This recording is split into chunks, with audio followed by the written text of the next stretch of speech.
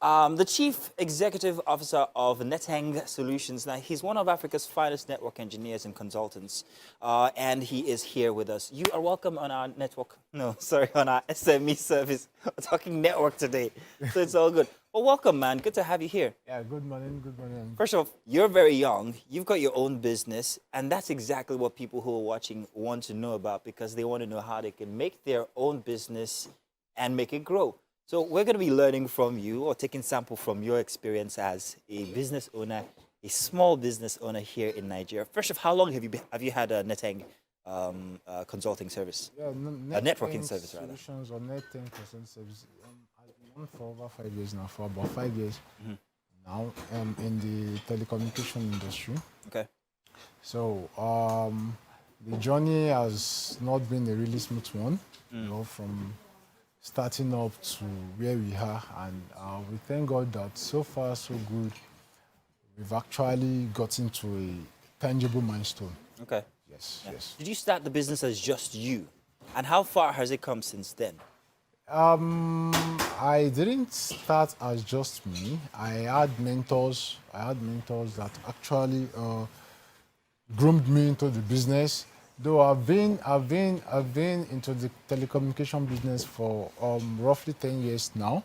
You know, I had to go through the phase of apprenticeship. Like I need to learn, understand, and before I decided to say, okay, at this point of my life, I need to start my own. Let me see what I can actually do in my future.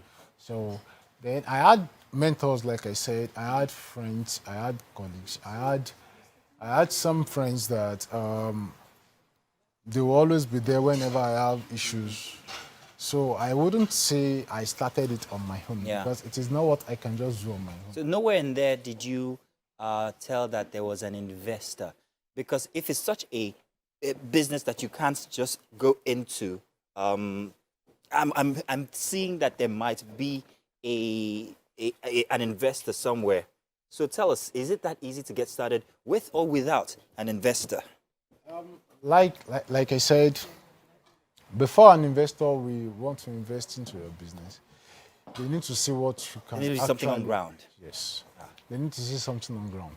So, and nobody wants to invest in uncertainty. Let me just put it like that. Exactly. No one wants to invest in uncertainty. So I started on my own. You know, consulting business requires connection. Like I said, I had mentors.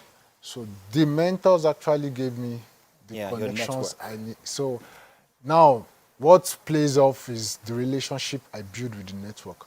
So if I don't have a very good relationship with them, it will just be one business and that's one man, one business. But after having a series of good interactions and relationship with them, one business led to another, That's a very interesting fact there, that you actually have to have a good relationship with your customers. Yes, exactly. Anyone you find today, you have to try and keep. And in your line of business, you don't just service your customers once. You try to keep them because they need that service, maintenance, and all of that. But have you grown from that one-man instance to perhaps maybe having a staff strength of how many do you have at Neteng? Currently, I have ad hoc staffs. Okay. And I have the normal staffs I have that work with my company will about 20. Okay. But the ad hoc staffs, because the kind of job we do is not based in just one location. Tell us exactly what kind of job this is. That is networking, IT networking. That's providing solutions to internet issues. Then we do solar installations also. That means solar power installation. Okay. So most of the time, I have ad hoc staffs I work with because you can't expect me to go and work in Ekiti State now, and I take a whole lot of people down to Ekiti State. What I need is just one or two ants that are very, very firm in the field to come along with me. Then I look for ad hoc staffs. Okay, from that vicinity. So is it easy to get started? If I was to get started, would I have to have been schooled in that sort of engineering, or is it something I can just learn from, say, today, for instance? I want to start doing network solutions. It depends on the kind of brain you have, but either you're smart, intelligent, or whatever, you still need to be schooled. Because it is not just what you can just watch over the internet, or Okay. then fine, you can watch over the internet and have some idea, but the practical hands-on, you need to be schooled. Wow, that is very interesting. So there is still hope, however, for anyone who's intelligent enough to pick it up from perhaps maybe learning from someone like you. Yes, sure. That is possible. Very, very And the possible. demand for that kind of skill, how high is it? How, yeah. Well, Now- I'm asking a rather, what's it called, question, because I mean, we're in the age of communication. That is just it. Yeah. As it is, we can see so many solutions. ISP, you have all these 5G routers. Everybody wants to be on the internet. That is just it. Even those in the remote areas of the country want to be connected. They want to see what is happening. You know, gone are those days that you rely on whatever people say. These days, whatever they say, you have to go and verify yourself. Okay. Okay, so for your business now, if I put it against, say, let's say a fashion business or shoemaking business, I can show a product to a person and say, please buy this. In your case, it's not the same because there's no tangible product. It's Okay. more virtual than tangible. How have you managed PR or marketing your skill? Okay, marketing my skill. Like I said, the first basic of marketing is relationship building. Now, if I work with you, or if I work with TVC, or if I work with Wake Up Nigeria, and you see that, okay, my services is recommendable, Yeah. you can recommend me to 100 other people. Okay. Uh-huh. So your business is based on Based on relationships. And how can I build that relationship? What must I do apart from great work that I put out for my customers? What else can I do to make people identify that this is the man for the job? Now, everybody wants you to be diligent in whatever you're doing, irrespective of whom you are or what you are. Another thing in building relationship is everybody wants to trust you.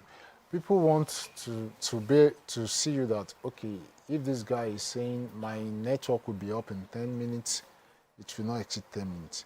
Just take, for instance, you're working with MTN or you're working with Access Bank, and you are their IT manager or IT whatever, and the ATM or the communication link is down.